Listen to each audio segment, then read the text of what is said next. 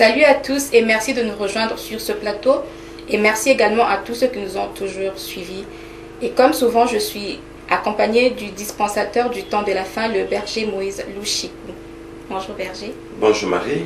Merci d'être avec nous encore aujourd'hui. Merci. Et, quel message apportez-vous au peuple de Dieu aujourd'hui? Merci beaucoup. Aujourd'hui, j'apporte au peuple de Dieu un message particulier.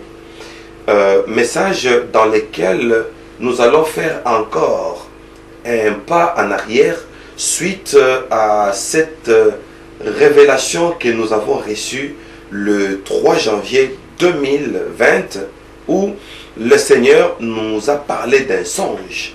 Et ce songe-là, on nous a montré comment se passera l'enlèvement. Alors, j'en avais déjà parlé et cette fois-ci, je voudrais revenir sur certains aspects que je voudrais scinder en 3 étapes pour que nous puissions revenir sur certains points qui ne peuvent pas nous échapper parce que cela fait partie de notre édification. Merci. Donc, nous comprenons bien qu'il s'agit du songe que le berger Moïse a eu sur l'enlèvement de l'Église. Oui. Alors, l'enlèvement, nous pouvons le définir comme un jour ou une promesse qui est d'ailleurs contenue dans la Bible et qui nous est donnée, où le Seigneur Jésus montera il apparaîtra dans les airs et où l'Église, ses élus, monteront pour se joindre à sa rencontre en fait. Effectivement. Oui. Donc, le Seigneur Jésus va donner un ordre et un ange va sonner la trompette. Et à partir du son de la trompette, comme la Bible dit que nous serons changés. Et lorsque nous serons changés, automatiquement, le monde nous verra invisible. Mais nous, c'est juste une transformation. Cette transformation-là nous rendra invisibles au son de la trompette. Et cela se fera en un clin d'œil. Et après cela, nous allons monter à la rencontre du Seigneur qui nous attendra dans les airs. Et nous allons rencontrer le Seigneur pour monter avec lui au ciel. Sur la terre, il y aura disparition. Voilà pourquoi on appelle ça l'enlèvement de l'Église. Merci. Pour aller en profondeur concernant ce message, ce songe qu'a eu le berger Moïse, je vous invite à suivre ces premiers extraits de ce songe, effectivement. Suivant cet élément, retrouvons-nous juste après. Nous sommes Messianic International Church.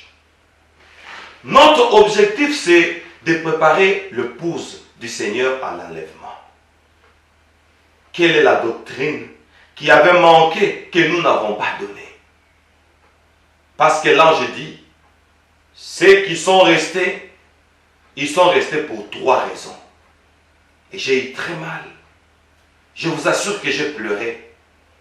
Première raison, il s'agit de ceux-là que tu vois qui étaient dans ton église, mais ils ne s'étaient pas totalement intégrés dans la vision qui t'a été communiquée de préparer l'épouse du Seigneur à l'enlèvement. Ils ont pensé que c'était une blague. Ils ont pensé que c'était si simple que ça.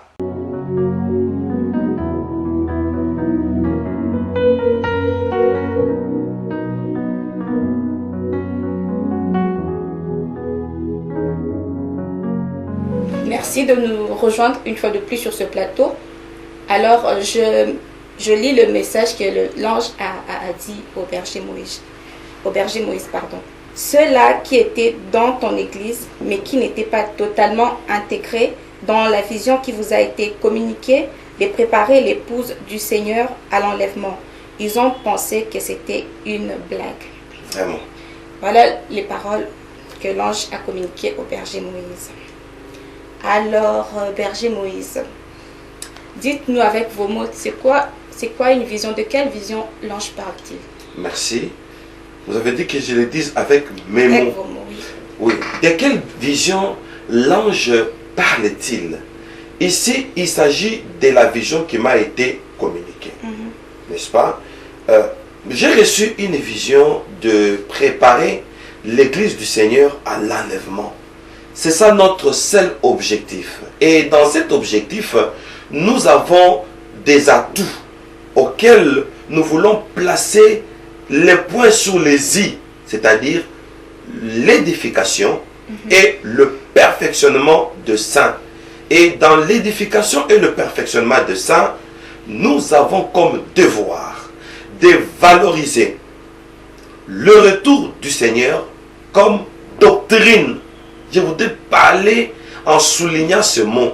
C'est ça notre doctrine. Préparer l'épouse du Seigneur à l'enlèvement. Et en cela, l'église du Seigneur, où nous sommes établis comme bergers, doit être édifiée. Et cette façon-là de faire, ça s'appelle la vision. Donc, édifier l'église, c'est ça votre vision pour le temps, pour la préparer à l'enlèvement en fait. Voilà, l'église doit être préparée à l'enlèvement. Alors, l'église doit être édifiée avec le sujet. Et nous devons entrer en profondeur sur ce sujet pour que l'église du Seigneur comprenne qu'ici, si nous sommes là, c'est pour aller au ciel. Si nous sommes là à l'église, c'est pour apprendre comment se préparer pour aller au ciel. Alors, comment ceux qui sont dans votre église peuvent-ils déjà s'intégrer dans la vision qui vous a été communiquée? Vraiment, ceux qui sont dans notre église, nous sommes Messianic International Church.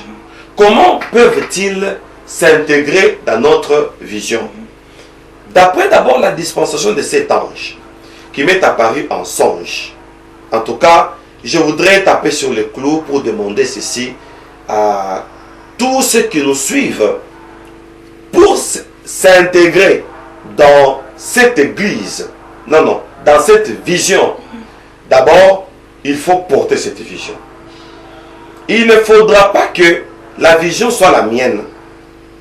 Donc chacun de nous doit porter cette vision. Marie, ainsi que tous les internautes et téléspectateurs qui nous suivent, nous devons noter, Moïse était le seul à voir Dieu, à voir l'apparition de Dieu, si on peut le dire ainsi, dans le buisson ardent.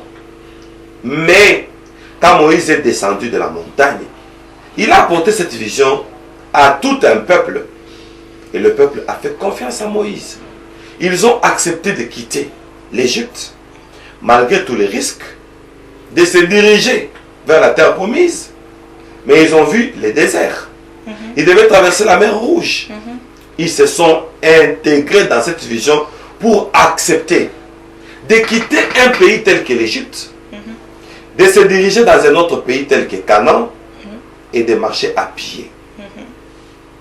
C'est donc vous obéir en tant que père spirituel aussi.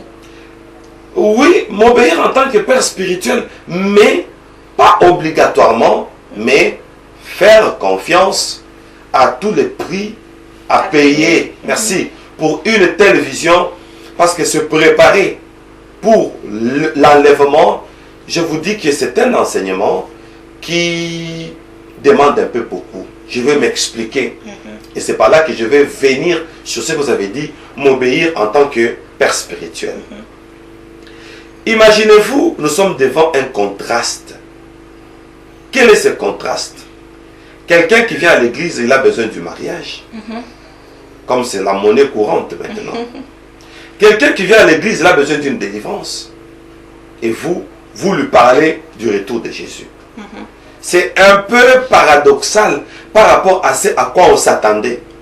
Maintenant, on doit faire confiance pour dire, si nous nous préparons pour le retour de Jésus, en attendant que ce dit retour ait lieu, Jésus a dit, cherchez premièrement le royaume des cieux et sa justice, et le reste vous sera donné par surcroît. Dans notre version, on dit, ça vous sera donné par dessus. Qu'est-ce que nous devons faire? On fait confiance au berger qui a amené la mission, qui a apporté la vision.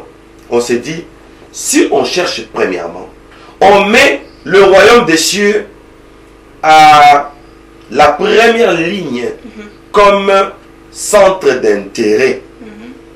On s'est dit, si on cherche le royaume des cieux, le reste nous sera donné. Donc le reste, ça se donne. Et nous devons nous focaliser sur ce qui se cherche. Voilà comment on peut faire confiance au berger en tant que père spirituel pour dire, cette vision qu'il nous a apportée, c'est une vision par laquelle, si on s'y accroche, le reste, Dieu nous le donnera. C'est le surcroît. Le surcroît, c'est-à-dire, c'est comme un bonus. Donc ça, c'est une vision où, une fois si on s'y intègre, le reste, ça se donne. Il y a un bonus qui dit mieux. Ah oui. Gloire à Dieu. Alors, pour ceux qui ne sont pas de votre église, mais qui vous suivent quand même, peuvent-ils aussi vous accompagner dans l'accomplissement de votre mission dans cette vision? Ah oui, pour ceux qui me suivent et qui ne font pas partie de cette vision, ils nous suivent comme maintenant, là, ceux qui nous suivent tous ne sont pas fidèles de MIC. Messianic International Church. Mais je voudrais spécifier pour définir ma vocation. Quand le Seigneur m'a appelé, il m'a dit, va, prépare mon épouse à l'enlèvement. Et il m'a été donné un tiers du monde le jour de ma vocation. Je m'adresse plus au corps du Christ. J'ai une église locale, Messianic International Church, qui est à Kinshasa, en République démocratique du Congo. Mais je ne m'adresse pas qu'à Messianic International Church. Je m'adresse premièrement aux chrétiens. Les chrétiens doivent approfondir leur relation avec Christ, avec l'appui de cette vision que nous avons apportée, pour donner le goût au corps de Christ de l'enlèvement. Jésus vient bientôt. Donc je m'adresse à tous les chrétiens. Deuxièmement, je m'adresse à tous les païens à titre d'information que la planète Terre va bientôt s'effondrer. Nous sommes en train de passer un moment où la planète Terre ne saura plus héberger l'humanité. Il y a des catastrophes qui se dirigent vers la planète Terre. Un astéroïde se dirige vers la planète Terre. Attention, la couche d'ozone s'est sensiblement amincie. Les forêts sont en train de se brûler. Et là, on sent que l'oxygène va manquer sur la Terre. La photosynthèse, c'est-à-dire la plante qui nous donne le CO2, l'oxygène plutôt, et nous respirons l'oxygène, nous expirons le CO2. Nous donnons à la plante le CO2. La plante vit grâce à notre CO2 et nous vivons grâce à l'oxygène de la plante. Ça s'appelle la photosynthèse. Une interdépendance. Nous dépendons des plantes et les plantes dépendent de nous. Avec le réchauffement climatique, toutes les forêts se sont brûlées. On sent que la planète Terre manifeste beaucoup de signes qu'elle ne sera plus capable de nous héberger. Donc c'est déjà un signe que l'enlèvement de l'Église aura lieu très bientôt. Si c'est le cas, ça c'est un message qui s'adresse pas nécessairement à la communauté messianique que nous sommes, MIC International Church, mais nous nous adressons à tous ceux-là qui ont eu la grâce de nous découvrir. Vous qui m'écoutez en ce moment, vous avez eu la grâce de m'écouter. Qui suis-je? Je suis l'un des dispensateurs du temps de la fin. Et au temps de la fin, je m'adresse à tout le corps du Christ. Je n'appartiens pas à une église. J'appartiens au corps du Christ. Mais pour ma personnalité, je suis berger dans une assemblée locale à Kinshasa, en République démocratique du Congo. Une assemblée qui s'est répandue dans les 4 coins de la terre. Nous avons des fils dans la foi. En Europe, en Afrique, en Asie, en Amérique et en Océanie. Donc, je n'ai pas un continent où il n'y a pas même l'un de mes fils dans la foi. Mais cette vision s'adresse à tout celui qui m'entend, chrétien ou païen, chrétien pour qu'il grandisse dans la foi, païen pour qu'il se convertisse. Donc, je m'adresse à tout le monde. Merci Berger Moïse. Donc, pour ce premier extrait, nous pouvons également comprendre que c'est une clé que le Berger Moïse nous donne. Donc, pour participer aussi à l'enlèvement, il faut s'intégrer dans la vision de son père spirituel. Il faut s'intégrer dans la vision de son père spirituel par confiance. Par confiance. Et je voudrais taper un peu sur le clou, Marie. Pourquoi par confiance? Imaginez-vous, on vous amène une vision. Et cette vision-là, on vous dit que Jésus revient bientôt. Il y aura l'enlèvement. On croit. N'est-ce pas? Et certaines preuves, quoique certaines preuves sont des preuves à caractère naturel. On parle de la couche d'ozone, on parle de ceci. Mais malgré ça, nous devons, au nom de la confiance, dire que celui-ci, c'est un prophète. Et on doit développer une sensibilité. Très important. Merci Berger. Oui. Alors comme le Berger l'a certifié au début, il y a un deuxième extrait ainsi qu'un troisième. Alors nous allons suivre également le deuxième extrait, le deuxième message pour l'enlèvement du temps de la fin, pour ceux qui ont manqué dans les rêves du Berger Moïse l'enlèvement. Franchement. Oui. Alors veuillons suivre et retrouvons-nous juste après. Deuxièmement, il s'agit de ceux-là, quoi qu'ils étaient dans ton église, mais ils ne se sont pas consacrés comme il fallait afin de vivre dans une alliance totale avec le Seigneur.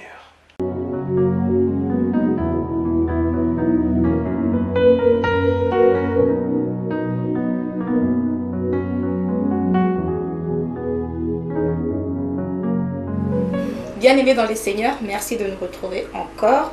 Alors, je vais citer le mot que l'ange a dit au Berger Moïse dans son songe pour ce deuxième extrait. Il s'agit de ceux-là qui étaient dans ton église, mais qui ne s'étaient pas consacrés totalement à vivre dans une alliance totale avec Dieu. Berger Moïse, Marie, pouvez-vous nous éclairer à comment se consacrer à vivre dans une alliance totale avec le Seigneur? comment vivre dans une alliance totale avec le Seigneur et comment se consacrer? Oui. Je commence par le premier mot, comme vous l'avez dit, comme nous venons de suivre, comme l'ange l'a dit dans ses songes. Sachons, la consécration a comme objectif une mise à part. On se consacre à Dieu pour une mise à part. Et cette mise à part, c'est pour dire, on devient un naziréen. Parce que tout celui qui a été consacré, il a été consacré pour. Et quand on est consacré, on devient sacré. Oui. Et quand on est sacré, attention, on devient comme Christ. Pourquoi on appelle Jésus le Christ? Parce qu'il dit, l'Esprit du Seigneur est sur moi. Il m'a oint. Le fait qu'il soit oint, il est consacré. Et le fait qu'il soit consacré, voilà pourquoi on l'appelle Jésus Christ. Et maintenant, c'est quand je dis, ceux-là qui ne se sont pas consacrés, on parle d'abord de la consécration, et qui n'ont pas vécu dans une alliance avec Dieu, ils ont raté l'enlèvement, dans mon songe. Et d'ailleurs, je ne m'attendais pas que cela pouvait être un songe, Marie. Je ne m'attendais pas. Et je m'étonne que nous soyons encore sur la terre aujourd'hui. Parce que la manière dont ces songes étaient très clairs, pour moi, je m'étais dit, c'est fini. Pour le monde, la prophétie s'est accomplie. Donc Dieu continue à avertir son peuple. Alors, la consécration, c'est le fait de devenir comme au temps de Christ. Il a été consacré, il a été oint, il a été mis à part. Voilà pourquoi on l'appelle Christ. Et ceux qui ont négligé la consécration, c'est-à-dire ceux-là qui ont manqué une expérience, laquelle, quand on est consacré, on devient aussi des Christ. On devient des Christ. Alors, comme il y a un seul Christ, nous devenons comme Christ. Nous sommes de chrétiens. Un chrétien, celui qui dérive de Christ, et dans un français moderne, on l'appelle un chrétien. C'est ça l'origine du mot chrétien. Un chrétien, c'est comme on dit un Éphésien, un Thessalonicien, un Philippien, un Corinthien. Et celui qui dérive de Christ, on l'appelle aussi un chrétien. Ça vient des chrétiens. Quelqu'un qui est comme Christ. Ça nous a échappé. On a été chrétien par le mot, par les noms. Mais on a oublié que la chrétienté, c'est une expérience. Pour être comme Christ. Quelle est l'expérience de la chrétienté? L'expérience de la chrétienté, ou le point culminant de la chrétienté, c'est la consécration. Et quand on est consacré, on est mis à part. Maintenant, mis à part par rapport à quoi? Par rapport au monde. Donc, notre expérience et témoignage chrétien, c'est vis-à-vis du monde. On s'efface. Marie, je vais te dire quelque chose et je voudrais m'adresser aussi à tous les bien-aimés qui nous suivent maintenant là. J'ai une sœur biologique qui me suit. Elle m'a dit une phrase. Là, j'étais trop jeune. Dans la foi, elle me dit, frère Moïse, en tant que chrétien, apprends à t'effacer dans la vie courante. Ne t'expose pas trop. Efface-toi. Et j'ai compris le passage qui dit, n'aimez point le monde, ni les choses qui sont dans ce monde. On les voit comme si on ne les a pas vues. Les là remplace quoi? Les choses du monde. Et on n'est pas totalement accro à la mondanité. Voyez-vous, on s'efface. Cette façon de vivre fait automatiquement de nous des Naziréens mis à part. C'est ça la consécration. La consécration, on se met à part pour ressembler à qui? À Christ. C'est ça l'expérience de la vie chrétienne. Quand on consacre quelqu'un, c'est pour qu'il soit au service d'eux. Et l'ange dit dans les songes, ceux qui ont manqué à l'enlèvement, ce sont ceux-là qui ne se sont pas consacrés. C'est-à-dire, ils ne se sont pas mis à part. C'est-à-dire, ils ne se sont pas disposés pour être au service de Dieu. Et ils ne se sont pas effacés au monde. Mais attention, deuxième partie de ce que vous venez de dire, l'alliance. L'alliance avec Dieu, c'est comme le mariage. Une bonne femme, malgré le haut et le bas, dans le mariage, elle se dit, c'est déjà un engagement. Une bonne femme, un bon homme, si ça se dit. Je ne parle pas d'un bel homme, je parle du bon homme qui a une alliance. Il se dit, je fais l'alliance avec mon épouse. Et quand il va hors mariage, c'est de l'infidélité. Une femme qui va hors mariage, c'est de l'infidélité. Cette fidélité que nous pouvons donner, Marie, à nos femmes, et les femmes, vis-à-vis de leur mari, on sent qu'on respecte une alliance. Mais on revient également à la confiance dont vous avez parlé. Oui. Mais vous allez voir cette fidélité qu'on peut donner à une femme parce qu'on l'a épousée. Qu'on peut donner à un homme parce qu'il nous a épousés. N'est-ce pas? Vous allez vous rendre compte que on manque cette fidélité, cet amour vis-à-vis de Dieu.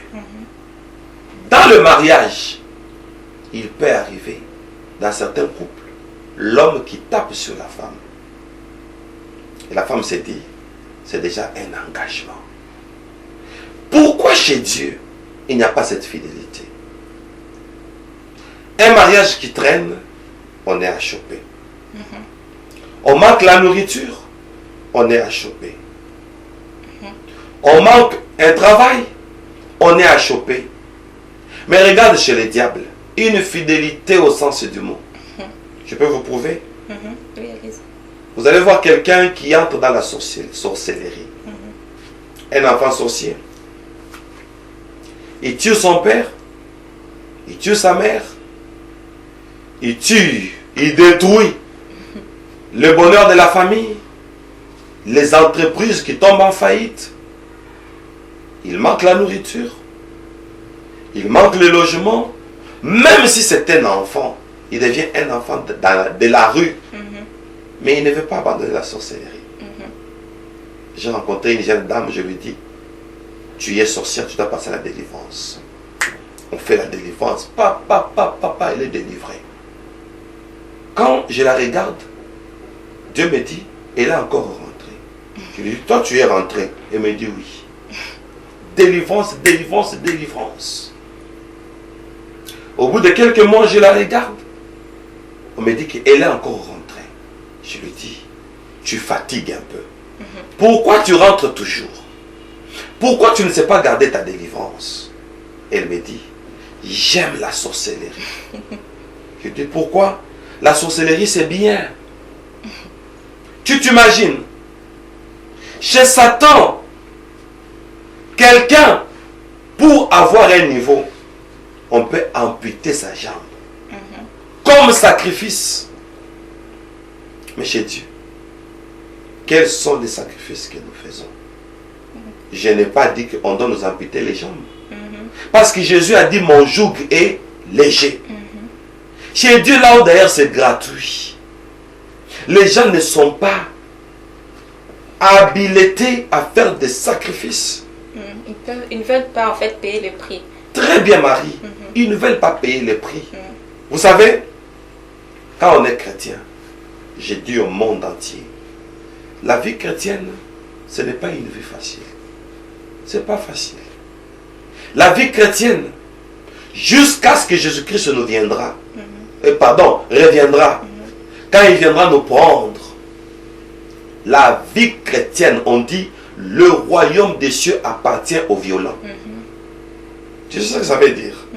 Dites-nous, berger. C'est-à-dire, le monde nous tire de son côté et la vie chrétienne nous réclame de son côté. Exactement.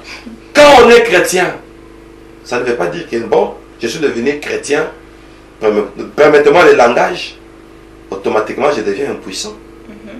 Vous êtes femme, quand vous êtes chrétien, automatiquement vous devenez frigide. Non, vous avez toutes vos sensations, tous vos attraits. Vous regardez les choses qui vous attirent. Parce que ce sont les yeux. Mais vous ne cédez pas. Vous avez faim. Jésus a faim. On lui présente un pain. Mais il préfère rester affamé que d'avoir un pain qui provient sous un ordre de Satan. Vous vous imaginez, c'est ça la vie chrétienne. Payons le prix. Supportons la douleur d'être chrétien. C'est une violence. Pour dire que le monde vous réclame. Mais la vie chrétienne vous oblige de ne pas céder. Et vous vous dites, je n'ai pas de choix. Le seul choix que j'ai, malgré la souffrance, je vais vivre ma vie chrétienne. Cette façon de vivre, c'est ça l'alliance avec Dieu. On conclut une alliance pour dire, comme une femme, il y a des femmes vaillantes, hein? Je ne l'encourage pas, mais ce n'est qu'un exemple. Elle peut voir un comportement bizarre, elle se dit, non, je suis déjà engagée. Et je vais vous dire quelque chose qui va vous étonner. Je ne sais pas comment tu vas prendre ça. Il y a des femmes, elle s'est déjà mariée et elle est courtisée par un homme plus beau que son mari. Une bonne femme, qu'est-ce qu'elle peut se dire? Devine un peu. Une femme déjà mariée, après le mariage ou pendant le mariage, on la courtise, on lui fait la cour par un homme plus beau que son mari. Qu'est-ce qu'une bonne femme peut faire? Le monde vous entend. Quoi que c'est vous, la journaliste. Je pense que d'ailleurs, elle ne fera pas la beauté de son homme parce que lorsque la femme s'engage, elle s'y met à 100%. Alors, c'est le seul homme du monde, c'est son homme, c'est son mari en fait. Ah. Oui, d'après moi. Et d'après la logique aussi. D'après la logique. Oui, c'est ça. C'est d'après la logique. Même si elle voit un homme plus beau que son homme. On ne cède pas. Et si aussi un homme voit une femme plus belle que sa femme. L'homme peut céder. Non, oh, comment ça? Il peut céder? Oui. Non, non, d'après la logique. D'après la logique. Oui. Bon, puisqu'il est engagé. C'est ça, Marie. Continue, tu parles bien. Puisqu'il est engagé. Je ne pense pas qu'il va... Il va réfléchir, bon, ça ne sert à rien. Je suis engagée à ma femme. Cet engagement, ça s'appelle l'alliance. L'alliance. Ceux qui ont roté à l'enlèvement d'un mensonge, ce sont ceux-là qui n'ont pas respecté l'alliance avec Dieu. Les tentations sont venues, les épreuves sont venues. Ils n'ont pas eu le temps de se dire, notre seul choix, c'est Jésus. C'est un peu ça, Marie. Alors, Berger, moi, vous avez souligné, vous avez dit, le Christ a dit, l'Esprit du Seigneur est sur moi, il m'a oint pour. En ce sens également pour. Oui. Alors, lorsque vous parlez de l'Esprit du Seigneur, vous parlez du Saint-Esprit dans la consécration. Donc, le Saint-Esprit a quelque chose à jouer dans la consécration. Oui, l'Esprit du Seigneur est sur moi. Il m'a oint pour. Cette consécration, c'est pour une mise à part. Cette consécration, c'est pour un engagement dans le service. Merci d'avoir souligné ça. Dieu a fait de nous un royaume des sacrificateurs. Le royaume des cieux appartient à ceux-là qui vont travailler uniquement pour l'œuvre de Dieu. C'est ça le royaume des sacrificateurs. Et là, nous allons nous donner à l'œuvre de Dieu. Et les jours de l'enlèvement, la Bible dit, je viens bientôt pour rendre à chacun selon ce que sera son œuvre. Voilà. Gloire à Dieu.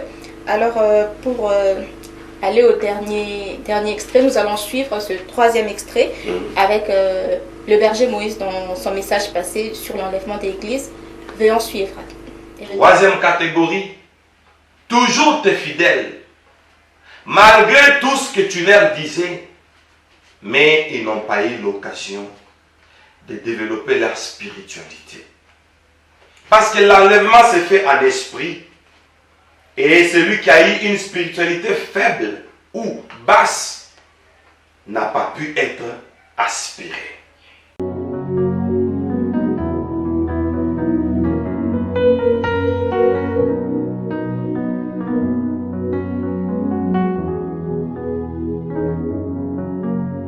Bienvenue une fois de plus dans ce plateau. Alors je cite comme tout à l'heure le mot du dernier extrait de l'ange. Malgré tout ce que tu leur disais, ils n'ont pas eu l'occasion de développer leur spiritualité parce que l'enlèvement se fera en esprit. Alors berger Moïse, comment est-ce qu'à l'église nous pouvons vous écouter, nous venons à l'église et manquer cette occasion de nous développer spirituellement? Ok. Comment pouvons-nous venir à l'église et louper cette occasion de nous développer spirituellement. Un passage dit dans Jean chapitre 4, verset 26, n'est-ce pas? Dieu est esprit. Il faut que ceux qui l'adorent en esprit et en vérité. J'ai joint un deuxième passage pour qu'on comprenne. Dans Romains 8, 13, quand on dit Dieu est esprit, et ceux qui l'adorent doivent l'adorer en esprit et en vérité. Et ce sont là les adorateurs que le Père recherche. Pourquoi il les recherche? C'est qu'ils sont rares. Et Romains 8, 13 nous dit, si nous vivons selon l'esprit, voilà pourquoi Dieu les recherche. Si vous vivez selon l'esprit, vous n'accomplirez pas les œuvres de la chair. Comme Dieu est esprit, nous devons aussi être esprit comme lui. C'est pourquoi la Bible dit, c'est lui qui s'attache au Seigneur, devient avec lui un même esprit. Et quand on devient le même esprit avec Dieu, Romains 8, 13 nous dit, si vous vivez selon l'esprit, vous faites mourir les actions du corps. Pour revenir à votre question, les actions du corps, ce sont les œuvres de la chair. Comment quelqu'un qui est à l'église, mais il loupe sa spiritualité, donc il vivait encore selon la chair. Voilà la vraie raison. Il vivait selon la chair. Mais étant à l'église, les œuvres de la chair sont manifestes, parmi lesquelles il y a l'impudicité, l'adultère, la dissolution, etc. Vous voyez? Donc, si vous regardez le livre de Galates, chapitre 5, verset 19 à 21, les œuvres de la chair sont là. Quand on est à l'église et qu'on vit selon la chair, et là on est charnel, automatiquement on loupe sa spiritualité. Ce sont ceux-là qui diront, Seigneur, n'avons-nous pas prophétisé en ton nom? N'avons-nous pas fait des miracles en ton nom? Et le Seigneur leur dira, retirez-vous de moi, vous qui commettez l'iniquité. Et ces gens-là qui commettaient l'iniquité, qui faisaient des miracles, qui prophétisaient, qui prêchaient, ils étaient où? À l'église, Marie. Mais qui vivaient dans un état de l'iniquité.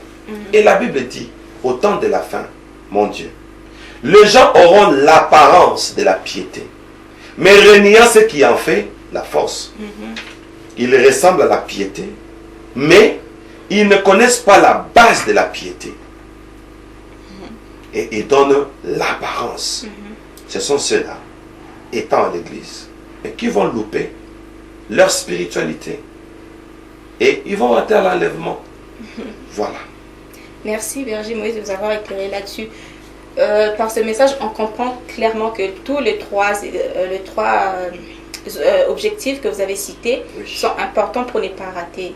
Et tout part de la confiance en Dieu, en allant à l'église, non pas juste pour aller à l'église, mais s'appuyer sur la vision de celui que Dieu a mis sur vous. C'est ça, Marie. Et puis lui faire confiance, avoir la foi. C'est ça, Marie. Et puis petit à petit, les œuvres de la chair sont en train de disparaître parce que c'est une obligation, c'est un impératif. On est à l'église, on est dans la vision, n'est-ce pas? Oui. Malgré ses projets, malgré ses attentes. Qu'on ne fasse pas aussi de l'église comme une cité de refuge pour nos problèmes. Que l'église ne devienne pas un hôpital. Que l'église ne devienne pas le social. Où on vient pour qu'on s'occupe seulement de nos besoins. Non, non, non, non, non, non. On vient à l'église pour une vision.